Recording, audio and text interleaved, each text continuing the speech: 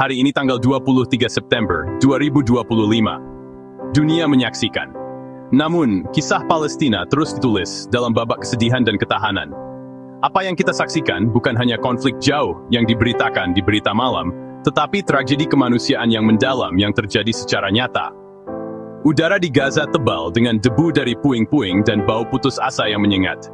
Sementara di tepi barat, ketegangan melilit seperti pegas, siap putus kapan saja. Ini adalah kenyataan bagi jutaan warga Palestina. Kehidupan sehari-hari yang ditandai oleh ketidakpastian, kehilangan, dan perjuangan untuk hak asasi manusia yang paling dasar. Hidup mereka telah berubah secara permanen.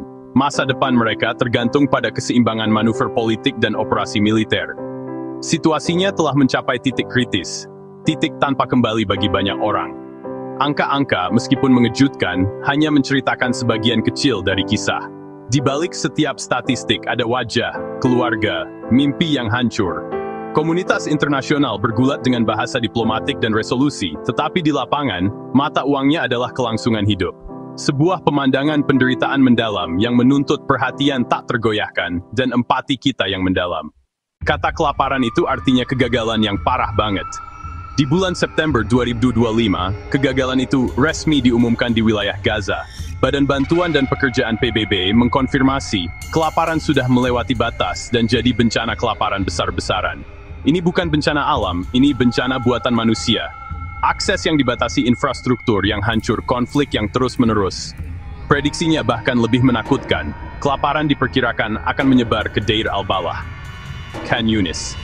Mencari sepotong roti saja sudah jadi perjuangan hidup atau mati bagi ratusan ribu orang. Yang paling rentan seperti biasa adalah anak-anak. Tubuh kecil mereka membayar harga tertinggi untuk konflik yang tidak mereka buat. Gizi buruk melonjak ke tingkat yang mengerikan. 12,5% di kota Gaza sekarang menderita gizi buruk. Ini berarti hampir 1 dari setiap 3 anak kurus kering. Pertumbuhan mereka terhambat, sistem kekebalan lemah. Ini bukan cuma angka statistik. Bayi-bayi yang tangisnya melemah karena lapar, jumlah kematian akibat pembunuh diam-diam ini meningkat setiap hari. Sampai awal September, catatan resmi mendokumentasikan 404 kematian terkait gizi buruk sejak eskalasi konflik. Di antara para korban ini, ada 141 anak. Angka-angka ini diyakini secara luas jauh lebih rendah dari angka sebenarnya. Banyak kematian tidak tercatat dalam kekacauan. Keluarga terpaksa mengubur orang yang mereka cintai tanpa dokumen resmi. Setiap kematian adalah tuduhan terhadap dunia yang gagal menjamin hak asasi manusia yang paling mendasar, hak untuk mendapatkan makanan. Sistem kesehatan Gaza sudah tidak berfungsi lagi. Itu seperti bayangan dari apa yang dulu ada, kumpulan bangunan yang hancur karena bom dan staf yang kelelahan serta kewalahan. Jurnal medis terkenal, The Lancet, baru-baru ini melaporkan bahwa sistem ini hampir sepenuhnya tidak berfungsi. Ini adalah kenyataan pahit bagi lebih dari 2 juta orang yang terjebak di jalur Gaza. Ketika seorang anak terluka oleh pecahan peluru, ketika seorang ibu hamil akan melahirkan, ketika seorang lansia terkena serangan jantung, seringkali tidak ada tempat untuk pergi. Institusi yang seharusnya menjaga kehidupan justru menjadi sasaran. Simbol masyarakat yang dihancurkan secara sistematis dari dalam.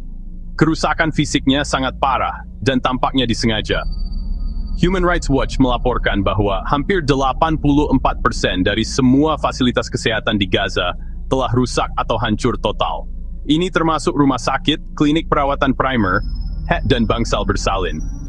Dokter, perawat, dan para medis, para pahlawan yang tetap tinggal untuk melayani komunitas mereka, sendiri telah menjadi korban. Hilangnya fasilitas ini berarti bukan hanya ketidakmampuan untuk mengobati cedera trauma akibat konflik, tetapi juga runtuhnya total perawatan medis rutin untuk penyakit kronis, penyakit menular, dan kesehatan anak dasar. Keruntuhan sistem layanan kesehatan adalah garis depan yang sunyi dan brutal dalam perang ini. Masa depan sebuah masyarakat dibangun di ruang-ruang kelasnya. Di Gaza, ruang-ruang kelas itu kini hanya tinggal puing-puing. Dan masa depan yang diwakilinya sedang dihapus secara sistematis. Tingkat kehancuran infrastruktur pendidikan hampir menyeluruh. Laporan dari Human Rights Watch memastikan bahwa lebih dari 87% dari semua bangunan sekolah di seluruh jalur Gaza telah rusak atau hancur total. Setiap universitas mengalami nasib yang sama. Perpustakaan mereka terbakar, laboratorium mereka hancur, Ruang kuliah mereka sunyi. Ini bukan sekadar kerusakan sampingan, ini adalah penghancuran yang ditarget terhadap kemampuan suatu bangsa untuk belajar, tumbuh, membangun kembali. Kerugian manusia akibat kehancuran pendidikan ini bahkan lebih memilukan. Impian masa depan yang lebih baik telah padam bagi ribuan pikiran muda yang cerdas. Sejak 7 Oktober 2023, lebih dari 10.000 siswa telah terbunuh di Gaza. Mereka adalah anak-anak dan remaja yang dulunya memiliki ambisi untuk menjadi dokter, insinyur, seniman, dan guru. Potensi mereka tidak akan pernah terwujud. Bersamaan dengan mereka, 441 staf pendidikan juga telah terbunuh. Guru, kepala sekolah, profesor universitas. Saat perhatian dunia terfokus pada bencana di Gaza, tepi barat yang diduduki termasuk Yerusalem Timur juga mengalami peningkatan kekerasan yang menghancurkan. Ini bukan hal baru, tapi intensitas dan frekuensi kejadian telah meningkat ke tingkat yang mengkhawatirkan, menciptakan ketakutan dan ketidakstabilan bagi masyarakat Palestina. Sejak kejadian tanggal 7 Oktober 2023, 987 warga Palestina telah tewas di tepi barat, menurut data yang dikumpulkan oleh UNRWA. Kematian ini terjadi selama serangan militer di pos pemeriksaan, saat protes, dan dalam perkelahian dengan pemukim Israel. Kekerasan ini sangat mematikan di tahun 2025. Tahun baru tidak membawa jeda, malah itu membawa gelombang konflik yang lebih brutal. Sejak awal tahun ini saja, 181 warga Palestina telah tewas di tepi barat. Angka ini termasuk setidaknya 37 anak-anak, nyawa muda yang terenggut dalam baku tembak pendudukan yang sudah mendarah daging. Kenyataan sehari-hari bagi banyak warga Palestina di tepi barat melibatkan navigasi jaringan pembatasan pergerakan yang rumit, menghadapi ancaman kekerasan pemukim, dan menanggung serangan yang sering dan seringkali kejam oleh pasukan Israel ke kota-kota dan kamp-kamp pengungsi mereka. Dalam perkembangan diplomatik yang penting, dan jujur saja, cukup mengejutkan, sebuah keretakan besar telah muncul dalam kesepakatan lama di antara kekuatan Barat. Pada September 2025, Australia, Kanada, Inggris secara bersamaan mengumumkan pengakuan resmi mereka terhadap negara Palestina. Langkah terkoordinasi oleh 3 negara berpengaruh ini, 2 diantaranya adalah anggota tetap Dewan Keamanan Perserikatan Bangsa-Bangsa, dan semuanya anggota JCB, mengguncang komunitas internasional. Ini menunjukkan perubahan kebijakan yang monumental, memberikan tekanan diplomatik besar pada Israel dan sekutu terkuatnya, terutama Amerika Serikat, untuk mempertimbangkan kembali posisi mereka. Tindakan ini menandakan frustrasi terhadap proses perdamaian yang macet dan krisis kemanusiaan yang semakin dalam. Ketiga negara ini kini bergabung dengan lebih dari 140 negara yang sudah mengakui Palestina sebagai negara berdaulat. Namun, bobot pengakuan mereka jauh lebih signifikan daripada angka semata. Selama beberapa dekade, negara-negara G7 sebagian besar mempertahankan sikap bersatu. Meskipun demikian, keputusan Inggris, Kanada, dan Australia telah mengubah lanskap konflik Israel-Palestina. Kisah Gaza di tahun 2025 itu, jujur saja, adalah kisah tentang pengungsian. Ini adalah kisah Exodus yang tak ada habisnya, tentang penduduk yang terus-menerus bergerak dalam ketakutan. Di bulan Agustus, militer Israel mengeluarkan peringatan keras kepada penduduk kota Gaza. Mereka diperintahkan untuk mengungsi, bergabung dengan ratusan ribu orang yang sudah pindah ke selatan karena militer bersiap untuk mengerahkan kekuatan yang belum pernah terjadi sebelumnya.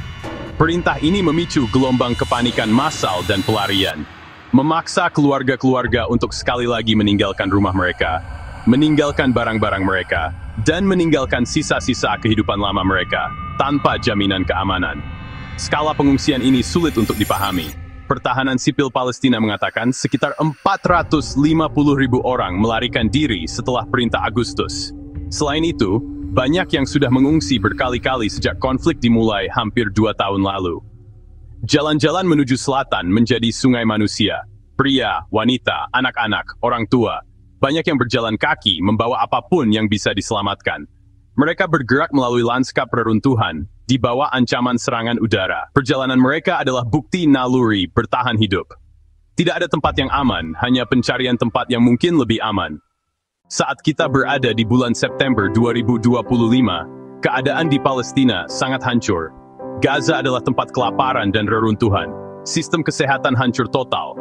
Pendidikan hancur total. Tepi barat adalah tempat kekerasan yang terus membara. Jumlah korban tewas terus meningkat tanpa henti. Jutaan orang terusir dari rumah-rumah yang sudah tidak ada lagi. Faktanya jelas, kenyataannya kejam, dan penderitaan manusia hampir tidak bisa dibayangkan. Namun, di tengah pemandangan kacau balau ini, ada sesuatu yang penting yang tetap bertahan. Semangat yang terpatahkan. Itu adalah semangat sumut, penolakan yang tenang dan kuat untuk dihapus dari tanah dan sejarah mereka sendiri. Ketahanan ini terlihat pada dokter yang melakukan operasi dengan cahaya ponsel. Ketahanan ini terlihat ada guru yang mengumpulkan anak-anak di tenda untuk menceritakan kisah. Ketahanan ini terlihat pada keluarga yang berbagi potongan roti terakhirnya dengan tetangga. Pergeseran diplomatik baru-baru ini, negara-negara G7 mengakui negara Palestina, menawarkan secercah harapan, meskipun tidak pasti. Dunia memiliki kewajiban moral untuk melampaui ungkapan keprihatinan dan mengambil tindakan tegas, dan hak sederhana untuk hidup damai di tanah mereka sendiri.